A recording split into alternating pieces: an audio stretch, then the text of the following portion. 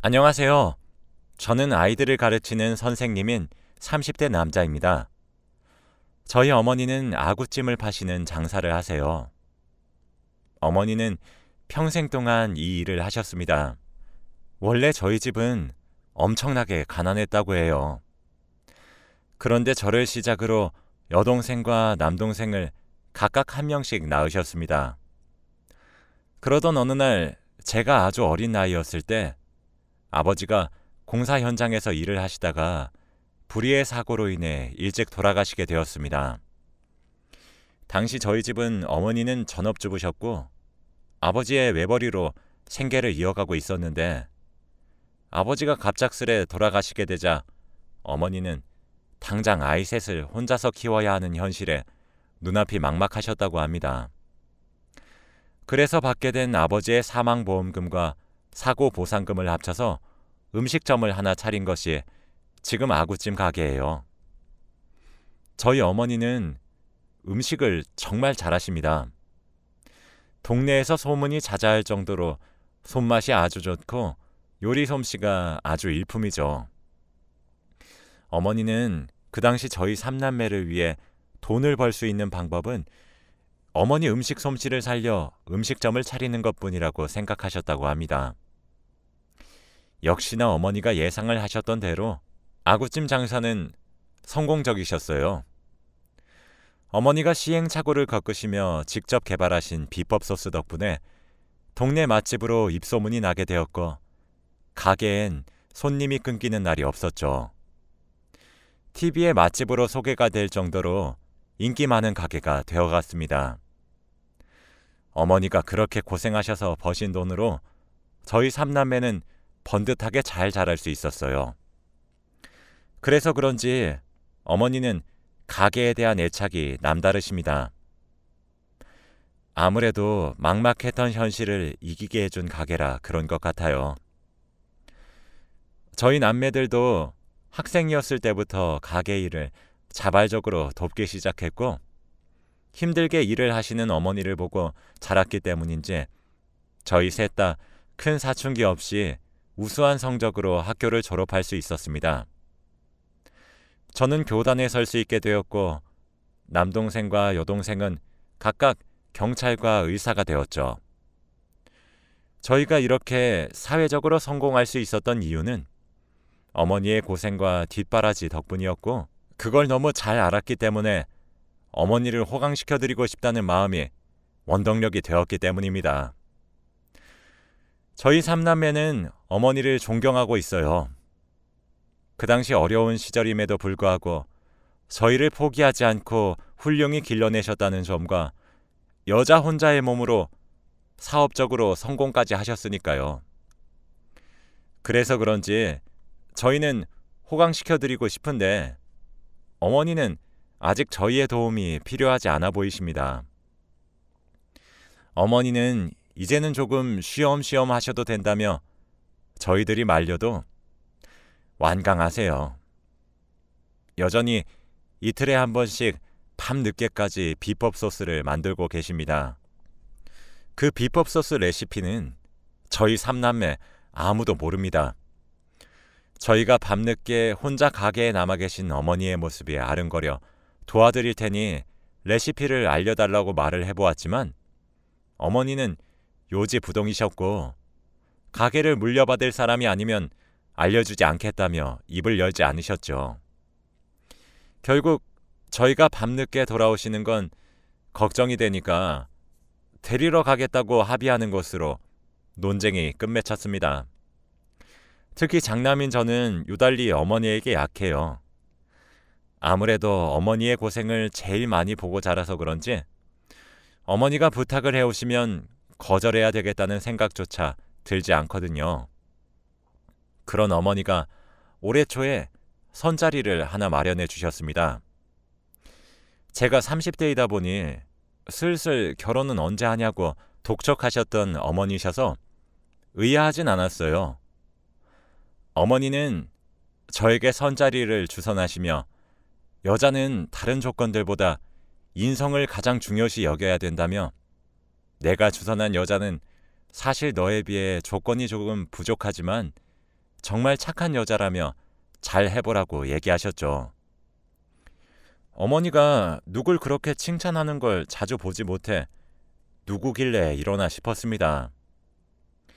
그렇게 선자리에 나갔더니 글쎄 저희 가게 서빙 일을 도와주시는 아가씨더라고요. 제가 교직에 서고 난 뒤에 아무래도 본업이 있다 보니 주중에도 너무 바쁘고 주말에도 그 다음 주에 수업 준비로 인해 바쁠 때가 많아서 옛날처럼 가게 일을 많이 돕지 못했거든요. 그래도 어머니 가게에 들러서 밥을 먹거나 소스 만드시는 어머니를 기다리기 위해 조금 일찍 가게에 도착하거나 이런 식으로 오며 가며 만났었던 직원분이셨습니다. 저는 깜짝 놀랐죠.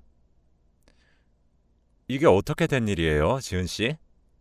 이랬더니 그게 사장님께서 본인 아들 한 번만 만나보라고 하도 등을 떠미셔서 나오게 되었네요. 어색하시죠? 라며 보조개를 드러내며 수줍게 웃으시는데 정말 들꽃같이 수수한 아름다움이 있었습니다. 지은 씨는 28살이었고 가정 형편이 넉넉치 않아 고등학교 졸업 이후 대학교 진학을 포기하고 돈을 벌기 위해 생업에 뛰어들었다더라고요. 아르바이트를 전전하다가 지금 저희 가게에서 정직원으로 일을 하고 있는 상황이라고 했습니다. 화장기 옅은 얼굴로 맑게 웃으면서 이야기하는 그녀를 보고 있으니 설레더라고요. 수수한 그녀가 저희 어머니를 참 많이 닮았구나 싶었습니다. 저는 그날 이후로 그녀에게 수차례 만남을 신청했고 데이트를 하면 할수록 어쩜 이런 여자가 다 있는지 저희는 너무 잘 맞는 찰떡궁합이었어요. 그렇게 저희는 연인이 되었습니다. 지은 씨와 함께하는 모든 것들이 너무 좋았어요. 연애를 처음 하는 것도 아니었는데 하나같이 설레고 어떻게 이런 여자가 나에게 찾아와 준 걸까 라는 주책어린 생각도 매일같이 하곤 했죠. 행복한 나날의 연속이었습니다. 저희가 예쁘게 만나는 것을 어머니도 응원해 주셨어요. 잘 어울릴 줄 알았다고 웃으셨죠. 그렇게 저와 지은 씨의 사이는 날이 갈수록 점점 깊어져만 갔어요. 시간이 지날수록 사랑에 식기는커녕 어떤 날은 하루 종일 지은 씨 생각만 나기도 하더라고요. 정말 운명의 상대를 만난다면 이런 기분일 것만 같았습니다. 유치하게 말이죠. 그렇게 지은 씨와 저는 사계절을 함께 보냈습니다. 그러다 보니 점점 지은 씨와 함께하는 미래를 그려나가게 되었고 지은 씨에게 프로포즈를 하기로 결정했어요.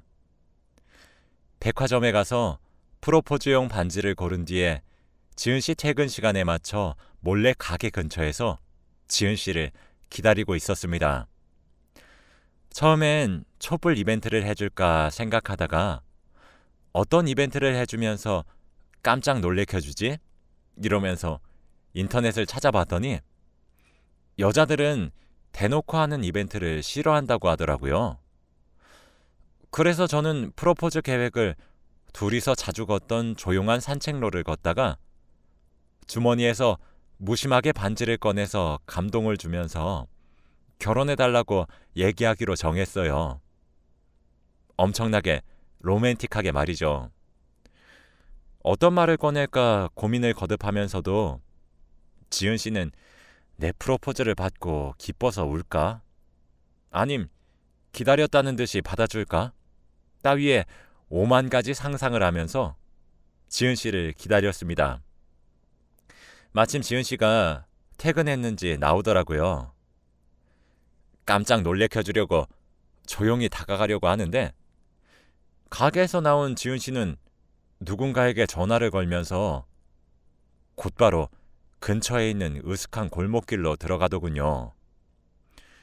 이때까지만 해도 저는 아무런 의심 없이 지은 씨 뒤를 쫓아갔습니다. 제게 일어날 비극을 상상조차 못한 채로 말이죠. 지은 씨 근처에서 인기척을 내려고 가까이 다가가려고 하는데 고요한 골목길에서 지은 씨의 말소리가 들려오더군요. 나 진짜 이 짓거리 하는 거 이제 지쳐 진짜. 아니, 내가 그 놓친 내 아들내미랑 사귀어도 비법을 안 가르쳐 주는 게 말이냐? 아니 진짜 내가 어디까지 해줘야 비법을 알려주냐? 아니 진짜 이러다 시까지 올려야 될 것 같아서 짜증나 미칠 것 같다니까? 라는 말들이 귓가에 들려왔어요. 저는 본능적으로 꺾여있는 담벼락 앞에 쪼그려 앉았고 가만히 대화를 엿듣기 시작했습니다. 주차되어 있는 자동차 틈새로 지은 씨를 보니 정말 믿기지가 않았어요. 삐딱하게 담벼락에 기대어 서서 담배까지 하나 입에 물고 바닥에 가래침을 뱉으면서 말하는 지은 씨의 모습은 두 눈으로 보고 있으면서도 처음 보는 낯선 모습이었고 지은 씨 입에서 나오는 대화 내용들조차 정말 믿기지가 않았습니다. 저는 아무런 말도 못하고 그저 입이 떡 벌어진 채로 자리를 지켰어요. 지은 씨가 통화하고 있는 상대방이 누군지는 모르겠지만 상대방에게 저희 엄마와 제 욕을 하고 있더군요. 저는 지은 씨를 1년간 만나왔으면서도 저렇게 거칠게 언행을 하는 걸 처음 봤습니다. 정말 패닉이었어요. 진짜 아무런 생각도 나지 않았고 이 자리를 피해야겠다는 생각만 들어 골목길을 빠져나가려던 순간 야! 테이블 잡아놔. 아 진짜 팔자에도 없는 요저숙녀놀이 하려니까 진짜 숨이 턱턱 막혀서 토할 것 같아. 오늘 좀 나이트 가서 놀아야겠다. 라고 말하는 지은 씨의 목소리가 들렸습니다. 저는 애써 마음을 다잡으며 골목길을 신속히 빠져나왔고 집으로 돌아갔어요. 그러면서 지은 씨에게 카톡을 보냈습니다. 퇴근했냐고 말이죠. 빠르게 답장이 돌아오더라고요. 네, 자기 퇴근했어요. 그런데 오늘 자꾸 오한이 들고 몸이 으슬으슬 춥더니 결국 지금 미열이 나네요. 몸살 기운이 조금 있는 것 같아서 집에 가자마자 몸살 감기 약 먹고 바로 자려고 해요. 라고 말했습니다. 불과 10분 전 골목길에선 나이트 간다는 말을 들은 게 잘못 들은 건가 착각이 들 정도로 말이죠.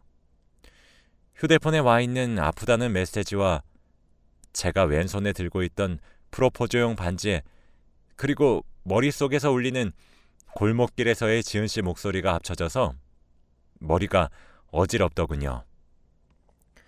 근처 벤치에 앉아서 찬바람을 쐬며 진정하려고 노력했습니다.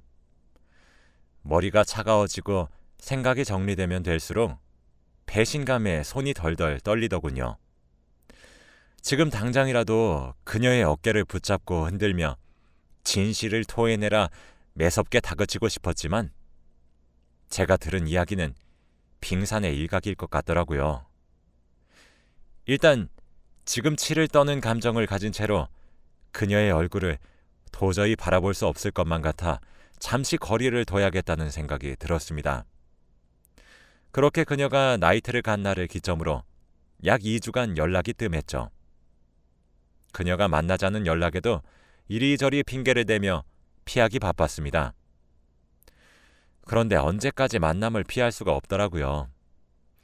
하긴 그녀도 자기가 아프다고 한마디만 하면 불면 날아갈까 쥐면 부서질까 전전긍긍하며 굴었던 평소의 제가 아니었으니 불안했겠죠. 하루는 그녀가 제가 혼자 살고 있는 자취방으로 찾아왔습니다.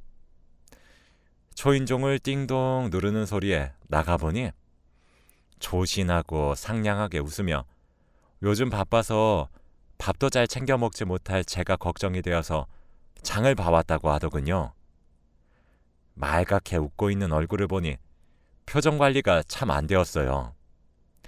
사람이 어찌 저렇게 뻔뻔하게 가식적으로 속이면서 살 수 있는 건지 울컥하더라고요. 그걸 그녀는 제가 감동을 받아서 울컥한 것으로 착각했습니다. 잘 됐다 싶었죠. 저는 양손이 너무 무겁다는 그녀의 장바구니들을 건네받으며 역시 지은 씨뿐이라며 너무 감동적이라며 오늘 안 그래도 너무 지쳐서 지은 씨 얼굴이 너무 보고 싶었는데 내 마음을 어떻게 알고 이렇게 찾아온 것이냐며 마음에도 없는 소리를 내뱉기 시작했죠. 참 죽을 맛이었습니다. 그녀는 안 그래도 자기가 그럴 것 같았어요. 저뿐이죠? 라고 애교스럽게 말을 한 후 제품에 폭 하고 안겼죠. 저는 마음을 다잡으며 아무렇지 않게 보이려고 노력했어요. 그녀는 자기 요즘 일이 많아요? 이렇게 일이 많은 건 처음 보는 것 같아요. 아니면 무슨 일이 있는 건 아니죠? 라며 걱정스레 제 얼굴을 쳐다보더군요. 저는 아니에요. 아무래도 시험 기간이기도 하고 이번에 교육 과정이 조금 바뀌면서 신경을 써야 할 부분이 너무 많아서 그래요. 제가 바빠서 많이 서운했죠. 서운하게 해서 미안해요. 라며 마음에도 없는 소리를 내뱉었습니다. 그녀는 에이, 이렇게 힘들어서 우울한 날엔 소주죠. 내일 우리 둘 다 일 쉬니까 같이 한잔해요. 라며 해맑게 웃으며 말하는데 헷갈렸습니다. 아니, 진실을 외면하고 싶었던 것 같기도 해요. 저는 술이 저보다 약한 그녀를 먼저 재우고 그녀의 휴대폰을 열어보기로 했습니다. 한 잔, 두 잔 술이 들어갔고 점점 붉어지는 그녀의 볼을 물끄러미 바라봤죠.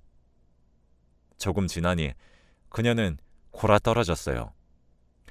저는 그녀의 휴대폰을 꺼냈고 그녀의 손가락을 이용해 잠금을 풀었죠. 곧바로 통화 기록을 확인했습니다. 귀여운 곰돌이 이모티콘으로 저장된 전화번호는 제 자취방에 도착하기 직전까지도 전화를 했더군요. 번호를 제 폰에 옮긴 뒤 카카오톡을 켰고 해당 번호와 주고받은 대화를 보았습니다. 그녀는 제가 생각했던 그리고 상상했던 것보다 더 최악이었어요.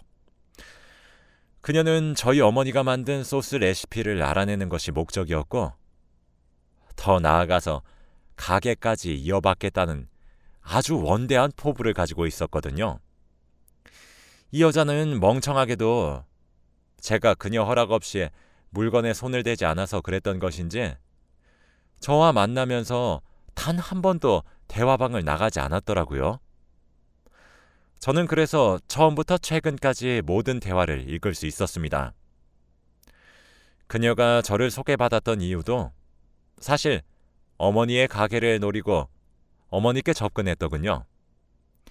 마치 며느리처럼 어머니 집에 찾아가 말동무도 곧잘 해드리고 안마도 하고 몸이 편찮으시면 병원도 직접 데려가는 등 어머니가 그녀에게 의지할 수 있게 만들었습니다. 어머니는 그런 그녀의 연기에 속아 장남인 저를 소개시켜준 거였죠. 정말 가족으로 받아들이기 위해서 말입니다.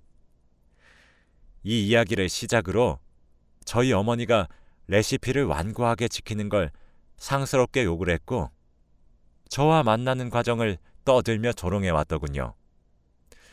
귀로 얼핏 들었었던 건 달리 직접 두 눈으로 확인하니 너무 충격적이었습니다. 매일같이 저희 모자를 모욕하고 조롱하는 얘기가 오갔고 심지어 저희 어머니 보고는 독해 빠진 노친네라고 지칭했어요. 저는 차마 모든 내용을 직접 눈으로 볼 수 없었죠. 모든 게 잘못된 느낌이었습니다. 어디서부터 바로잡아야 하는 것인지 감도 안 왔죠. 그녀는 마치 예비 며느리인 것처럼 가장해 왔고 마침 같이 일도 하니 어머니의 경계심이 누그러질 것이라 예상했던 거였죠. 이미 어머니의 가게가 마치 본인의 가게인 양 말하는 부분에서는 더 이상 화를 참을 수 없었습니다.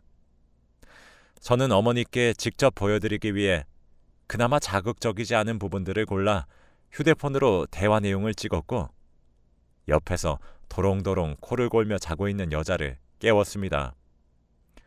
그녀는 웅얼거리면서 잠투정을 부렸어요. 전 그녀를 더욱 세게 흔들어 깨웠습니다. 성혁 씨, 왜 그래요? 라며 잠에서 깬 그녀의 두 눈을 쳐다보자 저도 모르게 그녀의 뺨을 세게 후려쳤습니다.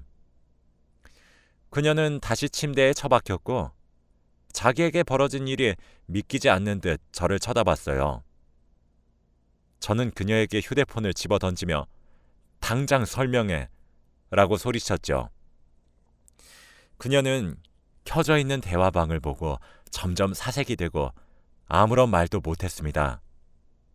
저는 잠시 화를 삭히기 위해 뒤돌았습니다. 그런데 그 여자는 제가 잠시 뒤돌았던 그 순간을 이용해 가방과 휴대폰만 급히 챙겨서 신발도 제대로 못 신고 집을 뛰쳐나가더라고요. 우당탕 소리에 저도 급히 그녀 뒤를 쫓아나갔지만 결국 그녀를 따라잡을 수 없었어요. 집으로 터덜터덜 돌아오는 도중 눈에서 눈물이 주르륵 흘렀습니다. 제가 사랑하는 여자가 저런 여자인 줄 꿈에도 몰랐던 제 자신이 너무 미웠고 제 가슴뿐만 아니라 곧 제 어머니 가슴에도 피눈물이 흐를 사실이 너무 슬펐거든요. 그날 밤을 꼴딱 세운 저는 날이 밝자마자 어머니의 집으로 향했습니다. 어머니는 주말 아침 일찍부터 찾아온 절 보고 놀라시면서 무슨 일이 있었냐며 걱정스레 물어보셨어요. 저는 사실을 최대한 담담하게 말하려고 노력했습니다. 어머니는 당연히 받아들이지 못하셨죠. 저는 어머니께 제가 찍어온 사진들을 보여주었습니다. 어머니는 한동안 아무런 말씀도 하지 않으셨죠. 아니, 못하셨습니다. 그러고는 저에게 미안하다 한마디 하시고는 방으로 들어가 버리셨어요.